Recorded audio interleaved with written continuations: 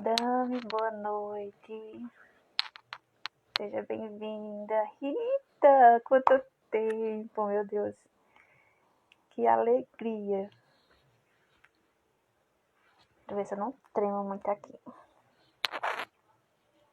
Renata, boa noite. Gente, vocês estão conseguindo me ouvir? Tá baixo o som? Felipe chegou. Carline, Carla, sejam todos bem-vindos. Vou chamar aqui, né, nosso convidado de honra.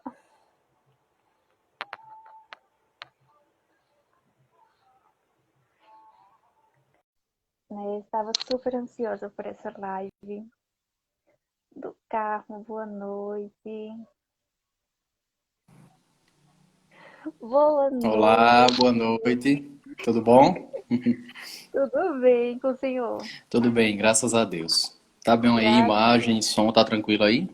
Tá sim. A imagem travou. Ah, voltou agora. Tava travando um pouquinho. Mas voltou. Aqui também, deu uma lentidãozinha no áudio, mas tá legal. Acho que vai dar certo. Boa noite, pessoal que tá entrando. Gente, e que honra é estar recebendo o senhor aqui na minha página. O senhor sabe que sempre serei grata, né, ao seu ensinamento. Sempre é uma honra ter o senhor aqui com a gente, interagindo, né, me dando apoio aí no direct sempre. Sim, sim. Fico muito feliz com isso. Muito obrigada. E, né, que a nossa live de hoje eu sei que vai ser um estouro. Se Deus quiser, É que todo seja bom. profissional do senhor. Que legal, que legal. Boa noite, pessoal, quem está entrando agora. E eu queria desde já agradecer a Val, assim, pela iniciativa dessa página que eu acompanho desde o início. Como ela já disse, ela foi minha aluna e uma aluna muito aplicada, assim como a maioria dos alunos lá no Cieduc. E ela despontou com a iniciativa de iniciar essa página e ela faz um trabalho muito profissional, né? Ela busca sempre referências científicas, ela sempre traz informações que são relevantes, esclarece dúvidas, usa uma linguagem que é aproximada, né, para quem está estudando. Então, assim, é uma página que eu sempre recomendo ao pessoal que siga, porque desde já ela tem um comprometimento profissional muito grande e um alcance bom, né? A página já está com 8 mil seguidores e eu tenho certeza que é um solo fértil, né, para discussões científicas como essa que a gente vai fazer hoje aqui. Então, Val, para mim também é uma honra estar aqui hoje, tá certo? É um prazer, conte comigo, sempre que você quiser fazer qualquer discussão, que eu tiver conhecimento de causa, a gente se junta e conversa e produz conhecimento e troca informação, tá bom? Muito obrigada. Vai ser um prazer. Pessoal, para quem não me conhece, meu nome é Felipe, eu sou enfermeiro de formação, tenho experiência com saúde mental, trabalhei 4 anos coordenando o Serviço Regional de Saúde Mental, também trabalhei com imunização e atualmente eu trabalho com gestão da qualidade e segurança do paciente, tá? E hoje a gente vai conversar especificamente sobre saúde mental com o tema de esquizofrenia, como o Val vem divulgando aí há alguns dias. E antes da gente fazer essa live, Val coletou com o pessoal que segue a página algumas questões, e aí, com base nessas questões, a gente vai iniciar a discussão e conduzir todo o processo. Não é isso, Val? Acho que temos Exatamente. 9 questões, né? A gente tá com esse roteiro pronto para poder desenvolver o conteúdo. E aí vocês fiquem bem à vontade também para perguntar e pontuar o que vocês acharem importante. E a gente está aqui para esclarecer, somar, como essa página tem feito desde o início. Não é isso, Val? Com certeza. E Vamos como o senhor nessa. falou, né? Procura assim sempre linguagem, não só para os estudantes, como também as Sim, pessoas, né, do qual chamamos de leigos no assunto, mas sim, que todos sim. possam ter conhecimento, né, de Isso, tudo. isso, isso. E assim, falar de saúde é produzir saúde. Assim, a gente não pode restringir o conteúdo de saúde a quem é profissional de saúde, porque a saúde é uma condição inerente do ser humano. Então, todo mundo precisa, né, ter conhecimento sobre saúde. E esses espaços democráticos, graças a Deus, vivemos num país ainda democrático, são muito importantes para fortalecer a saúde da população, né, que está assistindo, aprendendo e contribuindo. Então, Obrigado a todo mundo que está aqui assistindo, colega de trabalho meu que eu já vi que está por aqui, né? O pessoal da escola, todo mundo que está por aqui. Muito, E que vocês sejam muito bem-vindos. Estou morrendo de saudade de todos e espero que seja uma noite produtiva para todo mundo, tá bom? se Deus quiser. Pode começar, né, Val? Pode sim. Seguinte, a primeira pergunta é o seguinte: eu tomei nota de alguns conceitos aqui, tá? Eu vou pautar a discussão nesses conceitos. É o conceito, tudo eu extraí do DSM, que é o Guia de Doença de Saúde Mental. Todo o CID, ele é parametrizado em saúde mental com base nesse guia. Então, com base nesses conceitos que eu vou ler aqui, a gente vai pautar as discussões, esclarecer, trazer uma linguagem mais aproximada da realidade para facilitar o entendimento, tá bom? Primeira questão foi o seguinte: o que é de fato uma pessoa esquizofrênica, tá? Antes da gente falar do que é esquizofrenia, eu acho que é importante a gente falar do que é um transtorno mental, certo? Então, assim, a gente escuta muito falar assim, o doente mental. Essa palavra doença mental, ela tem perdido o cenário desde a reforma psiquiátrica e hoje a gente fala em transtorno psiquiátrico ou transtorno mental. E a classificação se diz da seguinte maneira, que é uma síndrome que se caracteriza por uma perturbação clinicamente significativa, eu vou falar desses pontos, que tem impacto na cognição, na emoção ou no comportamento de um indivíduo e que afeta as capacidades sociais, profissionais ou alguma outra atividade importante. Então, o que é que a gente precisa extrair de cara desse conceito? Primeiro, que precisa ter significativa clínica, ou seja, eu passei por uma perda, seja lá qual for essa ruptura, uma perda de um emprego, ou fim de um relacionamento, e eu estou triste por isso. Isso caracteriza um transtorno mental? Não. Isso é um estressor aprovado socialmente, ou seja, é um fato, tá, que a sociedade aceita que eu fique triste por ele, ou seja, que eu mude o meu padrão de percepção naquele momento. Agora, a partir do momento em que esse fato começa a ter impacto clínico, ou seja, ele começa a alterar o meu comportamento, o meu psicológico, o meu emocional, e impedir as minhas atividades, ou seja, eu não consigo mais socializar, eu não consigo mais trabalhar, eu não consigo desempenhar minhas atividades normais, aí sim. Aí a gente tem um indício de um possível transtorno mental, tá certo? Então que desde o início a gente tenha isso em mente, tá? São essas alterações cognitivas ou social, ou psicológicas que tragam prejuízo às suas atividades, tá certo? Então aquilo ali, enquanto você consegue lidar com aquele problema e conduzir a sua vida, a gente não caracteriza como transtorno mental. A partir do momento que isso começa a impactar negativamente, é um transtorno. E aí, no caso da esquizofrenia, especificamente, antes de dar o conceito da doença, eu gosto sempre de falar um pouco sobre a etimologia. Então, o que é que significa a palavra esquizofrenia? Isso é um nexo causal que ajuda a gente a aprender um pouco melhor. Vem do grego antigo, esquizo é ruptura, tá? É quando você tem uma separação, uma divisão. E frenia vem de frenos, que significa diafragma. Mas na Grécia Antiga não era esse diafragma respiratório que a gente tem aqui, abaixo do pulmão. O diafragma na Grécia ele era considerado a fusão entre o corpo e a alma. Então, numa tradução literal dessa língua, a gente poderia entender como uma cisão, ou seja, uma ruptura das funções mentais. Tá? Então, seria uma quebra do funcionamento mental. A esquizofrenia ela tem essa definição de palavra. Tá? E qual é a definição da doença? Vou ler para vocês. Perturbação mental caracterizadas por episódios contínuos ou recorrentes de psicose. Os mais comuns são alucinação, delírio e pensamento desorganizado. A gente, quando fala de esquizofrenia, a gente fala do espectro da esquizofrenia. E o que é isso? Existe um rol, existe um aporte clínico que envolve a esquizofrenia. Então, nem todo paciente que tem os sintomas de psicose, ele é necessariamente esquizofrênico. Ele pode ser portador de transtorno delirante, de personalidade esquizofreniforme, de esquizofrenia herbefrênica, de esquizofrenia paranoide, de esquizofrenia residual. Veja, por isso que a gente fala espectro, porque envolve uma série de condições diagnósticas. Tá? Tá dando para entender até aqui? Tá tranquilo? Tá sim. Eu vou tirar você como parâmetro, Val. Conforme você for dizendo que está entendendo, eu vou subentender que todo mundo está acompanhando, mas aí se mais alguém tiver alguma dúvida, pode colocar aqui, tá bom? Eu já tô Tranquilo? anotando, já que podia. Pronto, ótimo. E aí, se tiver dúvida, você vai passando e a gente vai conversando, tá bom? Tá certo. Então, eu disse a vocês que predominantemente na psicose a gente vai ter delírio, alucinação e pensamento desorganizado. Para definir o rol, o espectro da esquizofrenia, são 5 sintomas, tá? Além desses 3, existem mais 2. A depender de quais sintomas estão presentes e de quanto tempo eles se fazem presentes nesse paciente, é que a gente vai ter uma definição de qual desses transtornos que eu citei aqui se aplica melhor àquele paciente. Lembrando que o diagnóstico ele é de exclusividade médica, tá certo? Então a gente entende todo o processo, a gente conhece toda a característica clínica, a condução clínica, o prognóstico. Agora, quem fecha o diagnóstico, quem define o transtorno e vai lá e classifica com o CID, é realmente o médico psiquiatra, tá bom? Que isso fique muito claro também desde o início.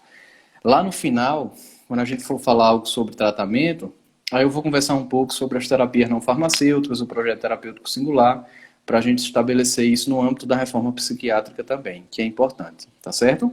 Mas como a gente está falando da esquizofrenia, para definir esses 5 sintomas, eu vou utilizar a segunda pergunta. Como eu disse no início, foram 9 perguntas que Val me passou, e essa segunda pergunta, ela ajuda a gente a delinear esses tipos que eu acabei de falar aqui, tá bom?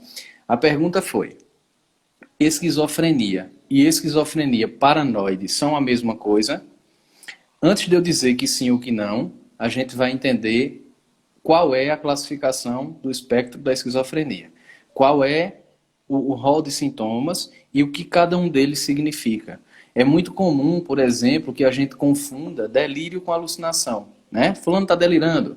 Ah, fulano teve uma alucinação. São coisas distintas e a gente precisa pontuar o que é cada uma dessas coisas, tá bom? Então, são 5 componentes. O primeiro deles é o delírio. O que é o delírio? Se a gente for conceituar, é uma crença fixa, não modificável, ou seja, que não sofre mudança, ainda que à luz de evidências conflitantes. Ou seja, o indivíduo ele cria uma percepção, ele cria uma ideia e acredita nela de tal modo que nada que eu coloque em confronto ideológico vai inverter o pensamento dele. Então, esse delírio ele pode ser persecutório, ele pode ser de referência, ele pode ser erotomaníaco, ele pode ser religioso, tá? Então, vamos citar alguns exemplos deles. Por exemplo, delírio persecutório. Então, o indivíduo ele cria a ideia de que está sendo perseguido, né? Então, onde ele tiver, o que estiver acontecendo ao redor dele, ou seja, os estímulos externos, ele vai associar a essa ideia de perseguição, né? Então, tudo que acontece, qualquer coisa que acontece próximo a ele, ele associa sempre à crença fixa. Veja, crença fixa é algo que não muda, independente do que você faça. Então, ele vai dizer que determinada pessoa está seguindo ele. Você pode chamar aquela pessoa, sentar, conversar com ele, que ele não vai mudar de percepção, tá? Isso é um delírio. Outro exemplo de delírio, delírio erotomaníaco. O paciente ele vai associar todas as percepções dele a características eróticas. Ou seja, ele vai ter uma personalidade que a gente chama de histriônica. Ele vai associar tudo à sexualidade. Qualquer objeto que ele pegar, qualquer conversa que ele tiver, ele vai criar um viés erótico em cima dela. Delírio de referência, ele vai entender que os acontecimentos sempre dizem respeito a ele. Então, ele está conversando com você, alguém solta fogos. Foi para mim. Tá vendo? Isso aí foi porque eu estou conversando contigo. Ou seja, ele associa algo da realidade com aquela ideia de referência para si próprio, tá? Religioso, o indivíduo ele vai associar todos os eventos a fatores religiosos. Então, se ele leva uma topada, ele vai dizer que, aí quando a gente fala de religião, pode ser qualquer uma, né? Que na religião dele ele viu que aquela topada tinha um significado, que Maomé disse a ele, ou Moisés, ou Jesus. Enfim, ele vai trazer uma coisa para aproximar o caractere religioso do fato, tá bom? E por fim, delírio de grandeza, onde tudo dele realmente é maior e melhor. E aí ele vai dizer de todas as experiências dele como sendo superiores a de outras pessoas e assim por diante, tá bom? Então, esse é o delírio. É uma crença fixa que não muda, ainda que confrontada à luz da realidade, tá certo? E o que é uma alucinação? A alucinação, ela tem uma alteração da percepção sensorial. Quando a gente fala de sensorial, a gente está falando naturalmente dos sentidos. Então, eu preciso ter alteração de visão, audição, de olfato ou de gustação. Um desses precisam estar alterados. E a alucinação acontece sem o estímulo externo. Esse é o ponto da questão. Então, o indivíduo ele vai dizer que vivenciou uma experiência sensorial, ou seja, ou que viu, ou que escutou, ou que sentiu algum cheiro ou algum sabor de algo que não aconteceu, tá? Então, essa é a diferença básica entre o delírio e a alucinação. No caso da alucinação, o indivíduo não recebe o estímulo externo e ainda assim vivencia a percepção. Essa percepção é real? Do ponto de vista químico, sim. Na cabeça dele, ele tem uma experiência vívida e clara. Essa é a definição que está lá no DSM. Experiências vívidas e claras. Ou seja, se ele está dizendo a você que está ouvindo uma voz, dizendo deliberada coisa a ele, ele de fato está ouvindo. Ainda que aquela voz não exista, na cabeça dele, ele escuta ela perfeitamente. Então, assim, a gente tem que ter esse cuidado de não induzir esse tipo de pensamento e trazer o paciente de volta à realidade de uma maneira que não seja conflituosa. Mas lembrem-se disso, na alucinação ele vai ter alteração dos sentidos, tá certo? Sem o estímulo externo. Resumindo, ele vai dizer que viu, ouviu, sentiu algum cheiro ou algum sabor de algo que ele não vivenciou. Então você vai estar com ele no mesmo ambiente, você pode estar fechado numa sala com ele e ele vai dizer que está ouvindo alguma coisa e você não está, tá?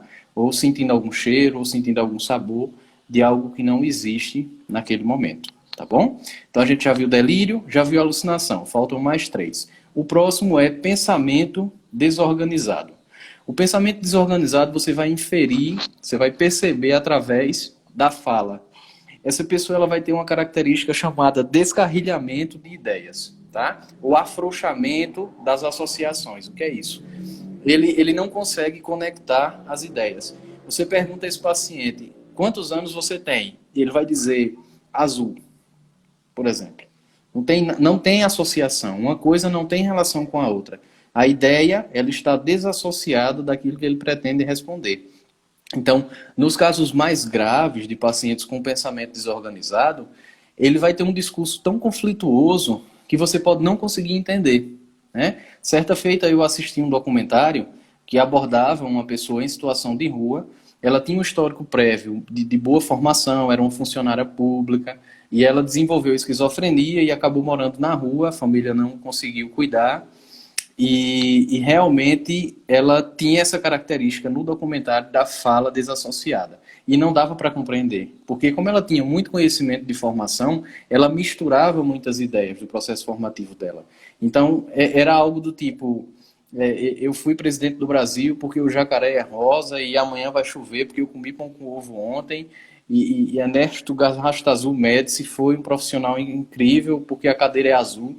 Tipo, ela trazia componentes de história, componentes da formação dela, coisas de alimentação, numa mesma fala, de uma maneira extremamente desorganizada. Então, essa é uma característica muito comum do paciente esquizofrênico, tá? Lembra que quando eu dei a definição de esquizofrenia, eu disse que é uma psicose que se traduz, em geral, com a sintomatologia de delírio, alucinação e pensamento desorganizado.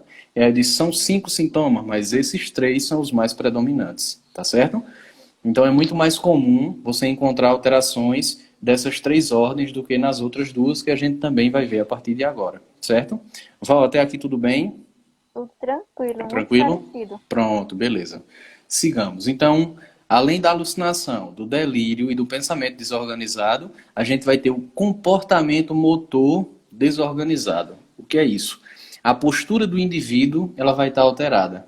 As 2 principais alterações são a expressão emocional realmente diminuída, tá? E a avolia. O que é isso? A expressão emocional diminuída é aquela em que o paciente ele vai conversar com você, ele vai falar de uma maneira totalmente inexpressiva, né? Ele vai ter um olhar vago, ele não gesticula, por exemplo, ele não balança a cabeça. A gente sabe que a nossa fala ela se compõe de diversos fatores. A gente consegue conversar de várias maneiras. Às vezes você está no lugar, você olha para um amigo seu assim ou para uma amiga, só de olhar a pessoa já entendeu o que você quis dizer. Então você não precisou falar, é a comunicação não verbal. Então essa expressão emocional diminuída no paciente esquizofrênico, ela se dá por essa característica. Independente do que ele estiver dizendo a você, seja uma coisa grave ou não, que seja motivo ou não dele se alegrar ou de estar triste, ele não se altera. Ele vai ter aquela expressão facial fixa, por exemplo, como eu estou tentando exemplificar agora, independente do que ele disser. Olha, ontem eu achei um bilhete na loteria, ganhei R$ 1 milhão, depois eu encontrei R$ 1.000 no chão, coloquei na minha carteira, depois eu fui dormir.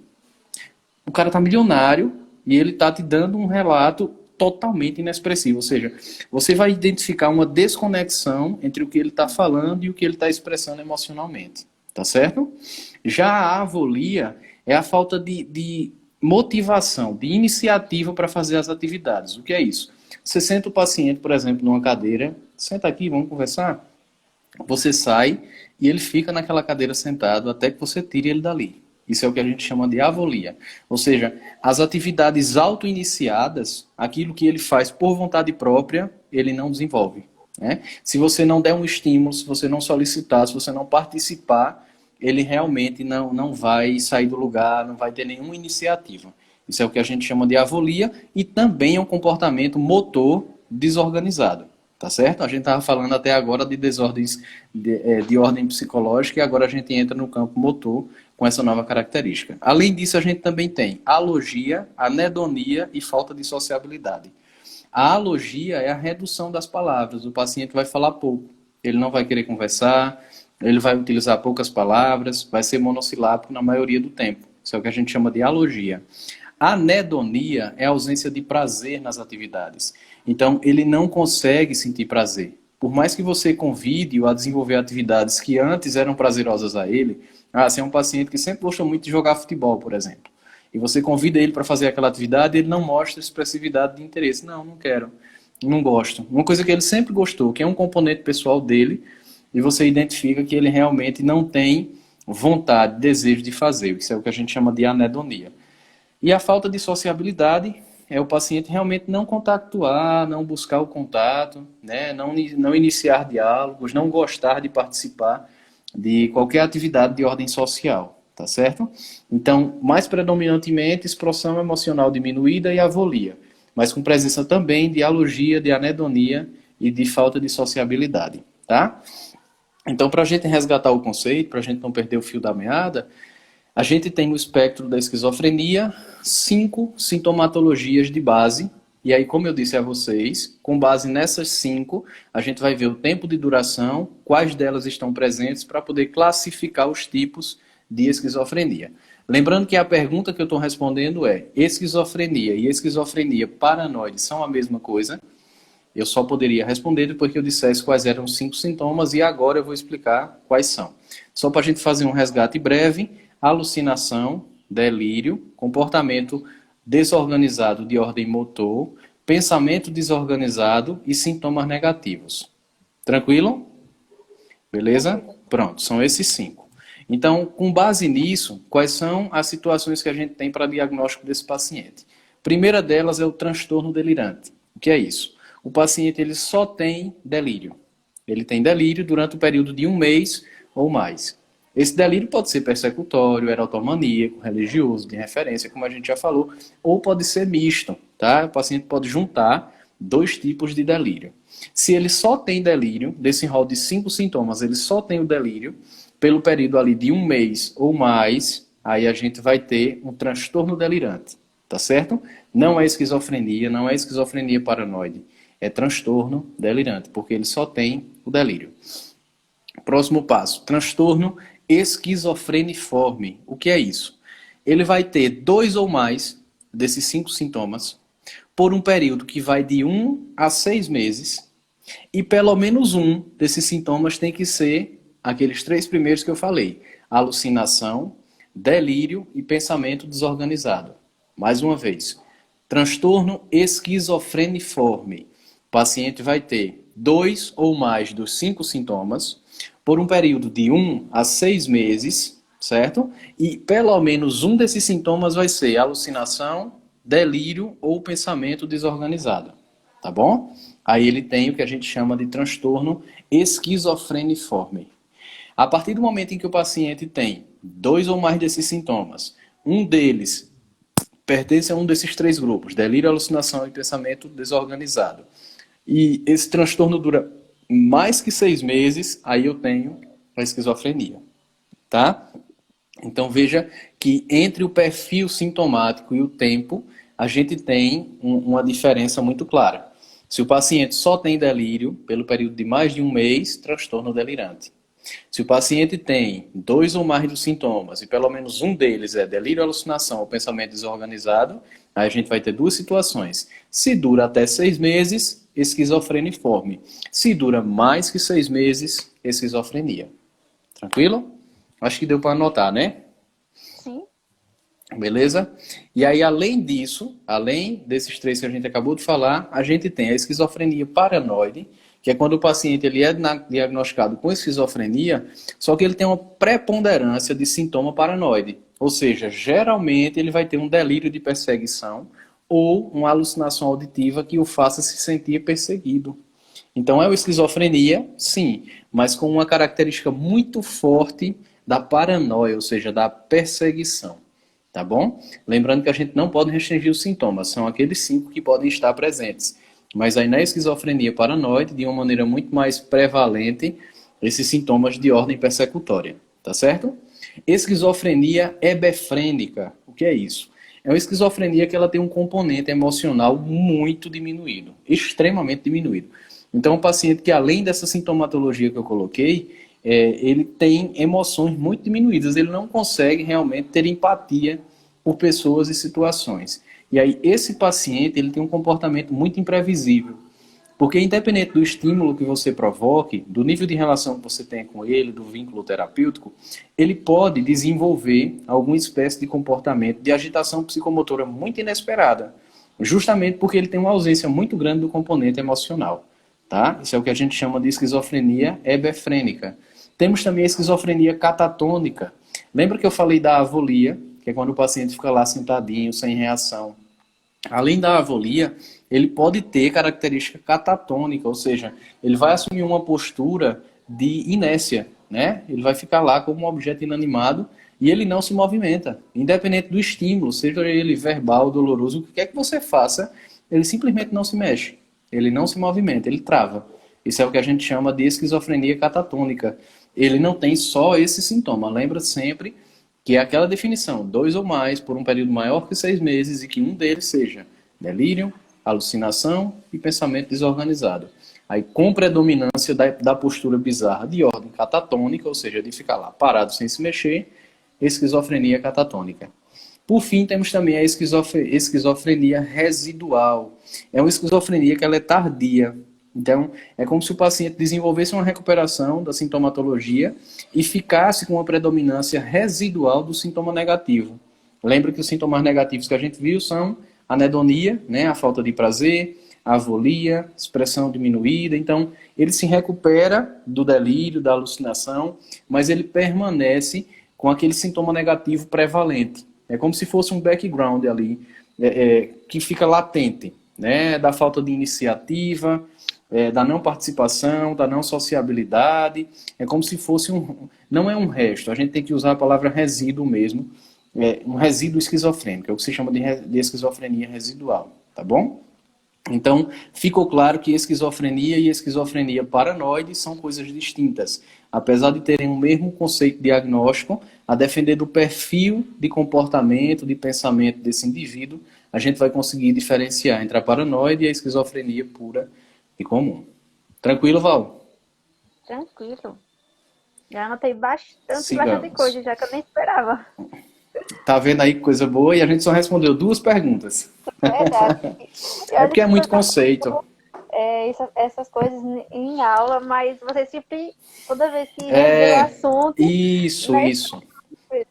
Por isso que é bom estudar, porque assim, a cada vez que você fala no tema, que você relê, você tem uma vivência diferente, né? Do tempo que a gente estudou para cá, por exemplo, você vivenciou outros estudos e isso muda a sua percepção. E saúde mental tem essa característica, né? A gente constrói e desconstrói o tempo todo, e isso é muito bom.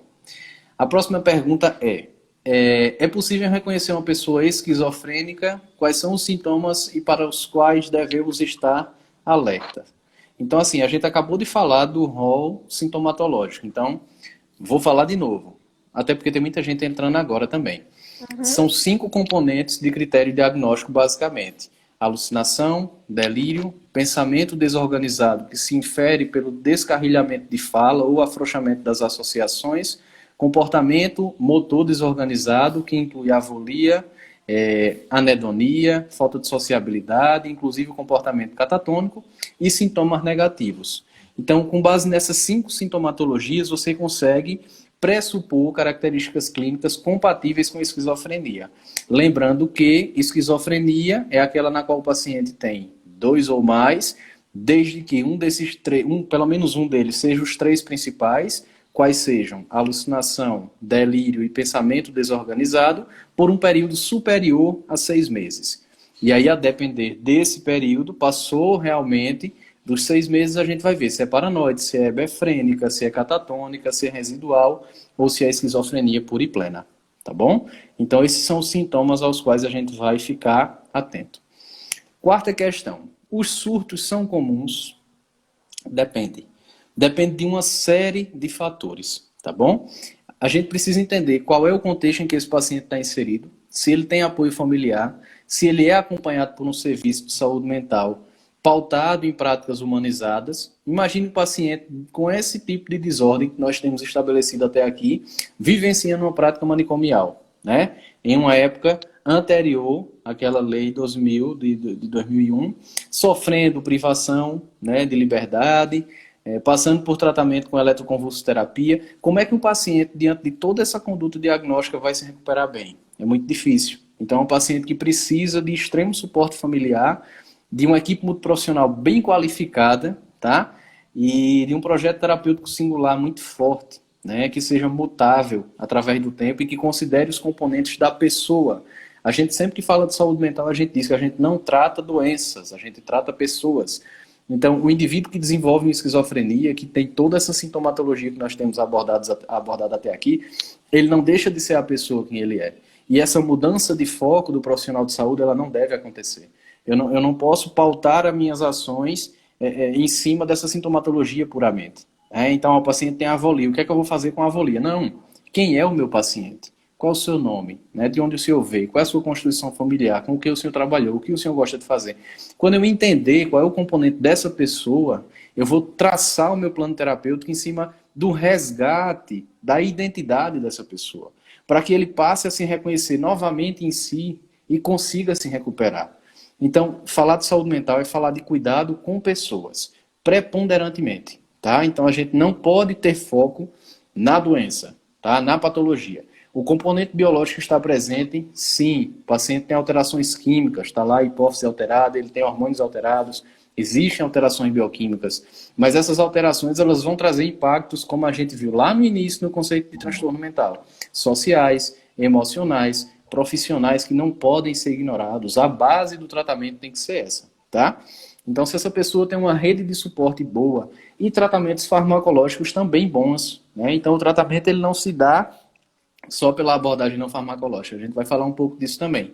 Então, quando eu associo a interação farmacológica com toda essa terapêutica não farmacológica, junto com o conceito de territorialidade, ou seja, eu deixo o paciente no território de origem dele, junto à família, com os componentes de vínculo terapêutico presentes ali, eu garanto uma recuperação desse paciente, tá certo?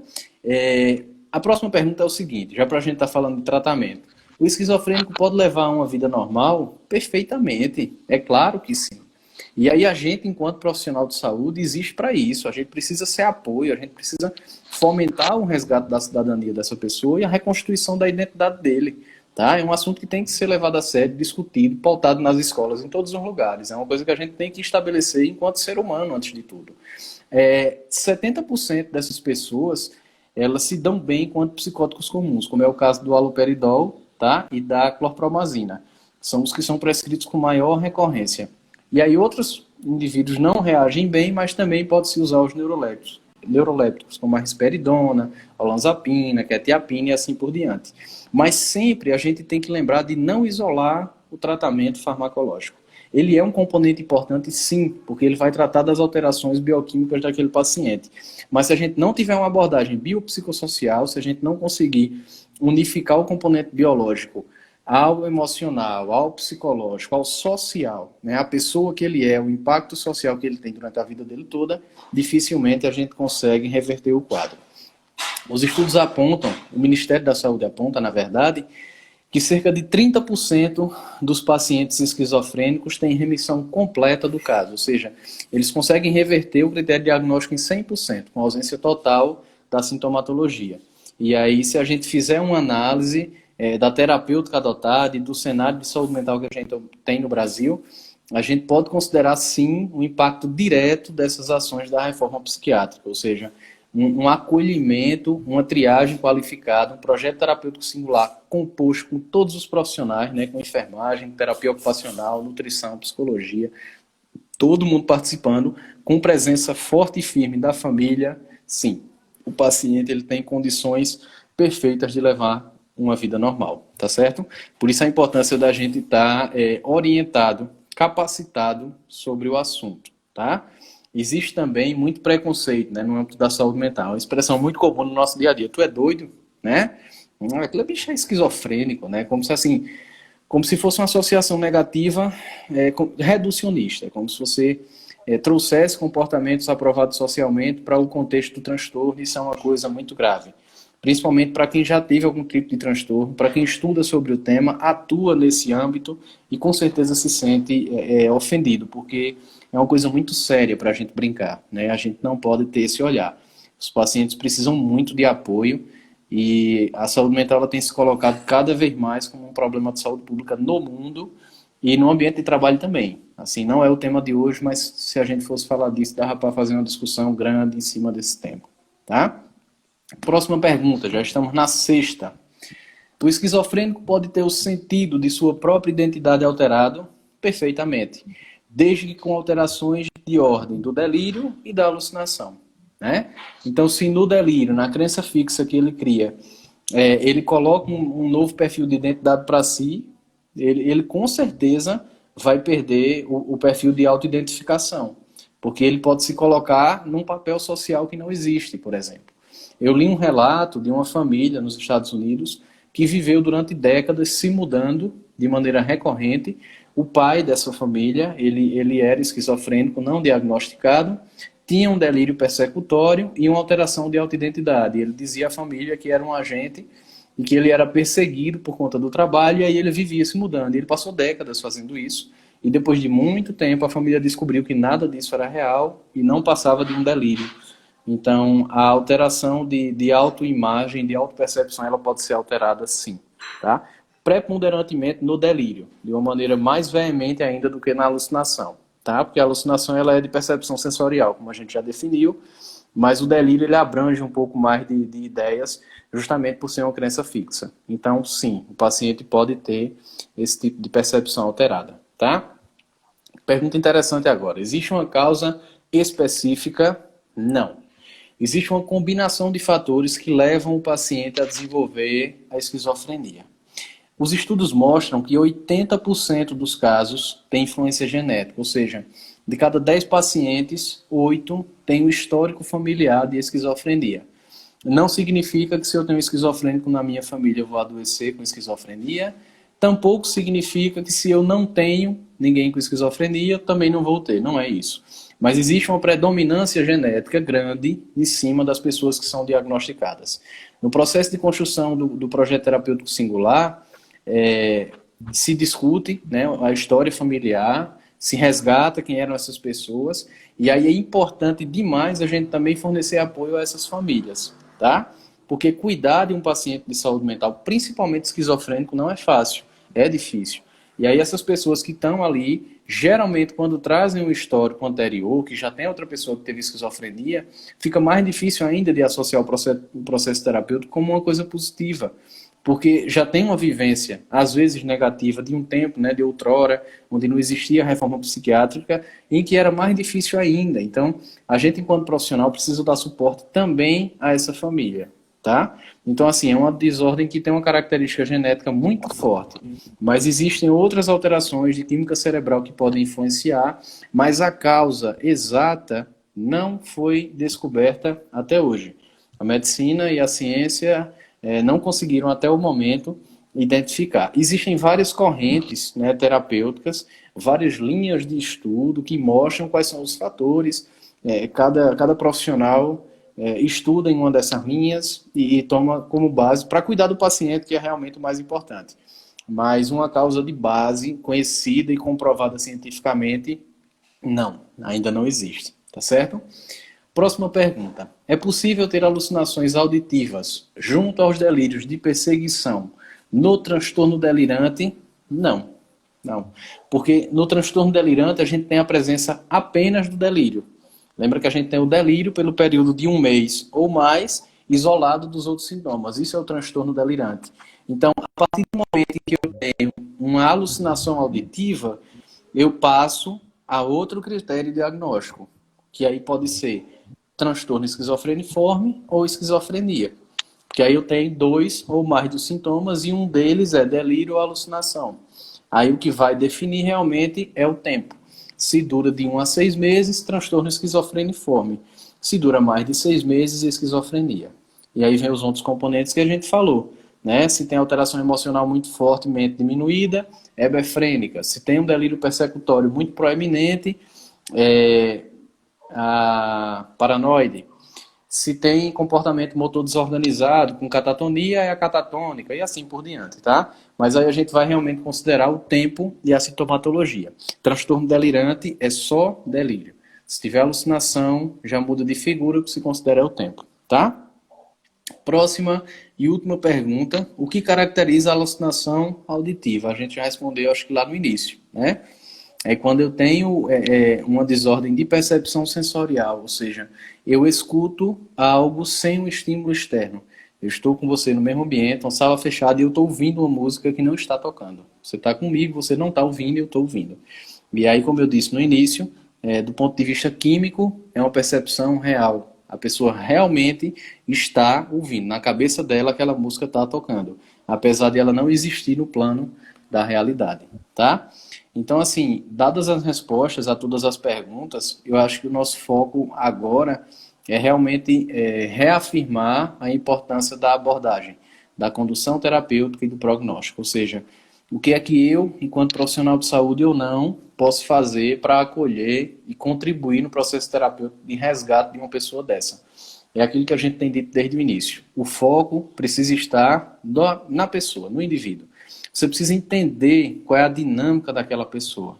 Quem ela é, de onde ela veio, quais são as crenças que ela tem ou não, né? Qual é a trajetória de vida dela até o momento de início daquela situação de crise, né? Se ela tem um histórico familiar presente ou não. Quais são os recursos de enfrentamento dessa pessoa. Então, você precisa identificar, apesar do componente da anedonia, como a gente disse lá no início, né, da ausência do prazer, entender quais eram as atividades que essa pessoa desenvolvia anteriormente ou então ainda durante o transtorno que davam alegria, que davam motivo, e você precisa apostar nisso, você precisa investir em coisas que sejam boas para ela. Então, a gente não pode ter uma abordagem parcial. Eu não posso impor àquele paciente algo que eu considero positivo. Porque quem precisa de assistência é ele. Eu preciso conhecer a personalidade dele, quem ele é, resgatar as ideologias que ele tinha, né, de outrora, quem ele era quando ele era mais jovem. Numa conversa dessa, você resgata alguns fatores que são importantes. Entender quem é o vínculo terapêutico daquela pessoa, em quem ela confia. Né? Você é um desconhecido muitas vezes, você é um profissional de saúde. Ali ele pode estar se abrindo com você, mas você precisa entender quais são os componentes na vida dessa pessoa que são capazes de dar força de recuperação. E aí é por isso que a gente não tem uma conduta engessada. Por mais que os medicamentos existam, eu não vou ter uma receita de bolo para a saúde mental. A cura, o tratamento, a reversão para a esquizofrenia, depressão, ansiedade, é essa aqui. Você vai fazer isso, isso, isso. Não, isso não vai existir. E isso é o que a gente chama de prática manicomial. É um olhar reducionista, é um olhar simplista, desumanizado. É você querer metodizar o procedimento de resgate, de cura, quando na verdade é uma experiência individual e o próprio paciente vai se colocar como figura central desse processo e você vai auxiliar, né? Existe uma coisa chamada dimensão polifacética. O que é isso? É entender que a pessoa ela é formada por muitas faces, por muitos componentes. No trabalho você tem um papel, na sua família você tem outro, com seus amigos você tem outro, no seu relacionamento pessoal com alguém você tem outro papel, nos seus sonhos você tem outro. Ou seja, você tem um mundo real e você tem um mundo imaginado, né? Muitas vezes, por exemplo, no caso da ansiedade, você está sofrendo por coisas que vão acontecer. e que talvez nem aconteçam e você já está sofrendo. Então, veja, a nossa mente ela é capaz de nos colocar em sofrimento por coisas que nem existem. E aí, num paciente esquizofrênico com alterações bioquímicas tão fortes, é mais difícil ainda. Então, o nosso papel enquanto profissional de saúde e enquanto ser humano também é realmente sair do campo do julgamento, né? Execrar do nosso pensamento essa lógica reducionista, tirar essa coisa do tratamento só farmacológico, isso não funciona, e colocar o foco na pessoa, entender o componente humano, se aproximar dele, né? Traçar um plano terapêutico singular, ou seja, para aquele paciente, com todas as características dele, com o apoio do psiquiatra, do enfermeiro, do técnico de enfermagem, de todo mundo que compõe a equipe multidisciplinar ali na rede de atenção psicossocial, na RAPS, para garantir a recuperação desse paciente, né? Fazer os acordos terapêuticos, incentivar, né? Apoiar as pequenas vitórias. Então, num contexto tão complexo como esse, né? Num rol de sintomatologia tão amplo, você não pode aguardar para comemorar, para dar mérito quando o cara tiver uma reversão total.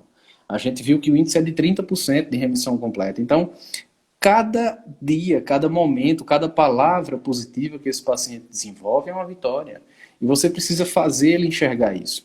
É o que a gente chama de perspectivismo. Nietzsche é um filósofo que abordava isso.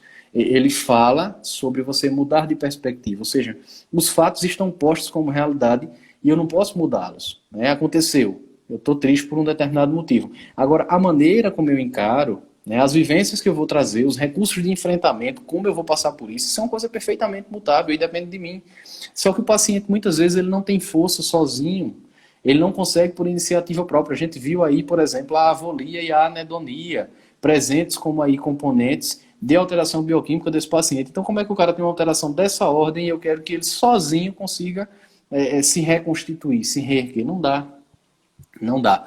E nenhum de nós está livre de desenvolver um transtorno mental. Né? Lembra que lá no início eu disse que é quando você tem uma alteração, né, uma perturbação clinicamente significativa, ou seja, que altera as suas capacidades de desenvolver atividades sociais, né, emocionais ou cognitivas. Aquilo começa a atrapalhar você. E qualquer um de nós pode passar por isso. Né? Pode acontecer alguma coisa na nossa vida inesperada, né, que a gente chama de crise, né, que é quando você perde o chão, e você não conseguir contornar. Você simplesmente não encontra uma saída, você não vê alternativas e você perde o controle de si. E isso vira doença, isso vira transtorno mental. A gente é muito habituado a cuidar do corpo, né? A gente marca consulta com cardiologista, com nutricionista, a gente vai para a academia, a gente cuida da nossa alimentação e a gente esquece que quem regimenta tudo é a nossa cabeça. Não adianta cultivar essa dicotomia entre corpo e pensamento, porque isso não leva a lugar nenhum. Na nossa cultura, no mundo oriental, aliás, ocidental, é muito mais comum que seja dividido, né? No mundo oriental, não. Mas aqui é muito mais comum que a gente não entenda que a mente impacta no corpo. E aí a gente precisa desconstruir esse conceito. Entender que transtorno mental não é frescura, que não é escolha, ninguém escolhe estar doente, né? Ninguém faz essa opção, a gente desenvolve transtornos, muitas vezes por ordem acumulativa ou genética, por exemplo, como é o caso da esquizofrenia e de outros fatores. E no âmbito da saúde mental não cabe julgamento, cabe acolhimento, assistência, amor, e aí dessa forma a gente consegue reverter as situações. Tranquilo? Ô, Felipe, e como Maria Moraes comentou aí, às vezes a família não sabe como lidar com a situação. Isso. Nesse caso, é aconselhável uma terapia familiar? Sim, sim. Vai depender muito da estrutura do serviço de saúde. Há serviços que têm isso já pensado. E assim, o plano terapêutico ele deve incluir a família como um fator volante, assim, desde o início. E aí, se você identifica na família que existe um sofrimento maior, que inclusive também pode provocar um transtorno, você precisa também assistir aquela pessoa, porque como é que ela vai promover cuidado, né, aquele paciente, se ela mesma não está conseguindo cuidar de si, né? E também não pode julgar, porque não é fácil cuidar de um paciente com transtorno mental. Porque você tem todas as suas atividades, você trabalha, você tem o seu relacionamento, você tem a sua casa, você tem a sua vida, né, da qual você precisa dar conta, e aquela pessoa que demanda extrema atenção. Então, assim, muitas vezes você acaba se destituindo dos seus papéis sociais para poder cuidar daquela pessoa por amor, e isso é muito louvável. Mas você tem que entender que existe uma linha muito tênue aí nesse meio para que você não se perca, para que você não deixe de cuidar de si, porque senão você vai entrar em exaustão, você pode desenvolver algum tipo de transtorno associado e aí a situação fica pior ainda, porque aí vão ser dois pacientes, né? Era um, passam a ser dois. É como quando a gente estuda em emergência, a gente fala assim, em atendimento pré-hospitalar, primeiro eu, segundo eu, terceiro eu. Por quê? Porque se eu não garantir a minha segurança, se eu sou um socorrista, eu estou indo atender um paciente numa cena de um acidente, se eu não garanto a minha segurança, eu vou ser a próxima vítima. Se eu estou ali, eu não estou me cuidando, vai vir um carro, vai bater em mim, eu vou ser uma vítima. Eu deixo de ser uma pessoa que pode ajudar e passo a ser uma pessoa que precisa ser ajudada. E no âmbito da saúde mental isso é muito comum, né? Eu me destituo, eu perco a minha força de enfrentamento, eu deixo de ser uma pessoa que precisava, que poderia, aliás, dar assistência, e passo a ser uma pessoa que precisa de assistência. E aí, a depender do componente de núcleo familiar, fica muito difícil, porque às vezes o paciente só tem uma pessoa. E aí, é essa pessoa que adoece também, aí fica mais complicado. Então, assim, desde o início, a gente tem que ter esse olhar muito forte para a família.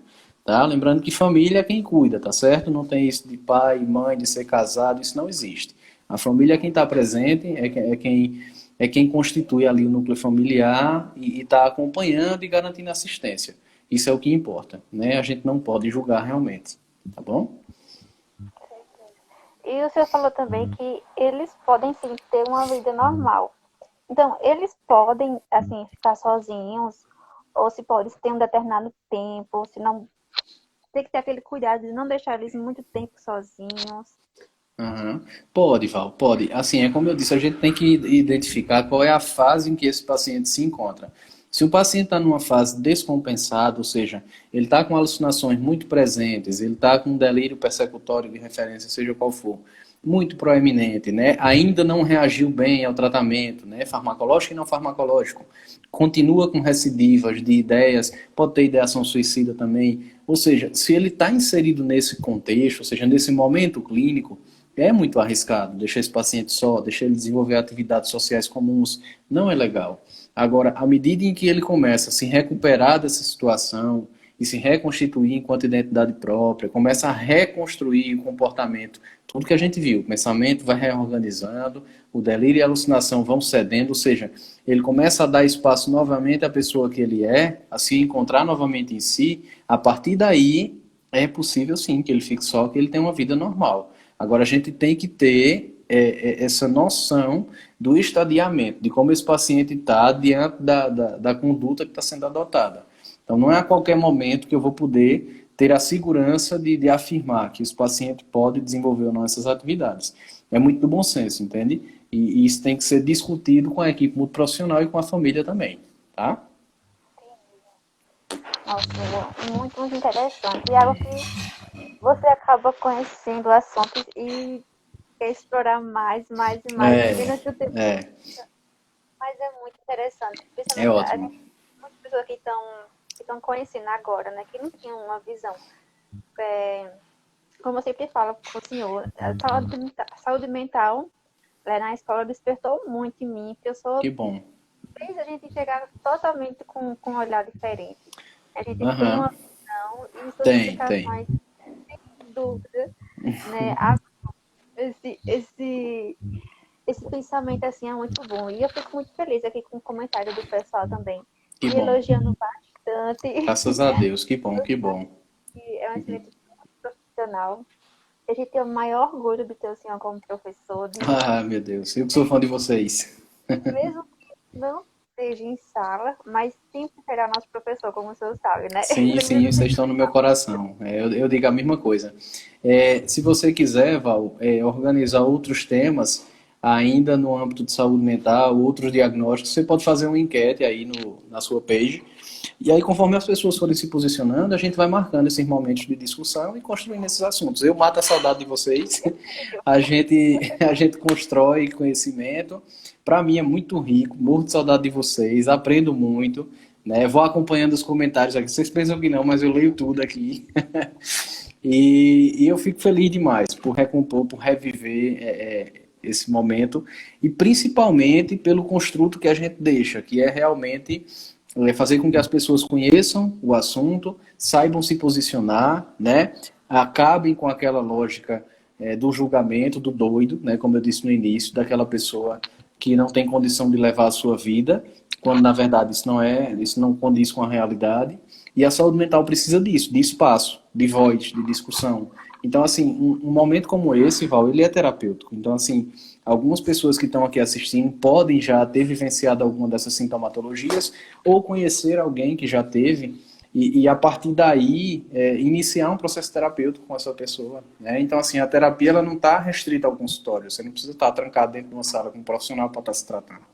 Muitas vezes, uma conversa que você tem, um momento como esse que a gente está tendo, uma atividade de lazer que você desenvolve, um livro que você lê, qualquer coisa que você faça e que lhe faça bem, ela pode se configurar como um fator terapêutico, tá?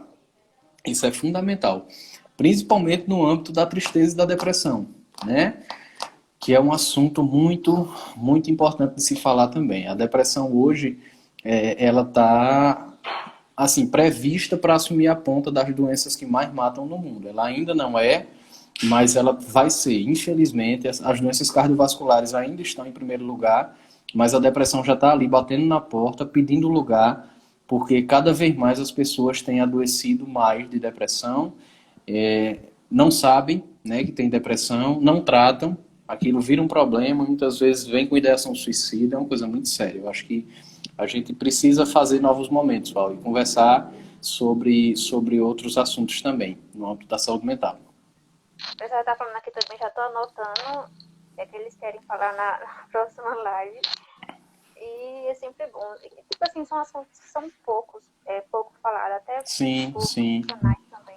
E a Muito gente preconceito. a gente fica naquela curiosidade É, em aprender, principalmente a gente que está na escola, né, que a isso. gente vai para estágio ainda. Então, quanto mais procurar, né, conhecer essas coisas, isso vai ser enriquecedor, sem dúvida. E assim, a formação de saúde, não só de enfermagem, ela tem um viés muito tecnicista, né? Assim, infelizmente, as pessoas muitas vezes entram no curso, procuram a área de saúde com uma visão sempre do componente biológico, né? De funcionar a veia, de reduzir fratura, de ver ali o acidente, de abordar naquele momento, né? De atuar no físico, né? Dos procedimentos assistenciais. E o componente psicológico ele é primordial, tanto seu enquanto profissional de saúde que vai lidar com essas situações, quanto do seu paciente. Então, assim, a gente precisa despertar esse componente da saúde mental nas pessoas que atuam na área de saúde de uma maneira geral e na sociedade, né? A gente tem esse papel realmente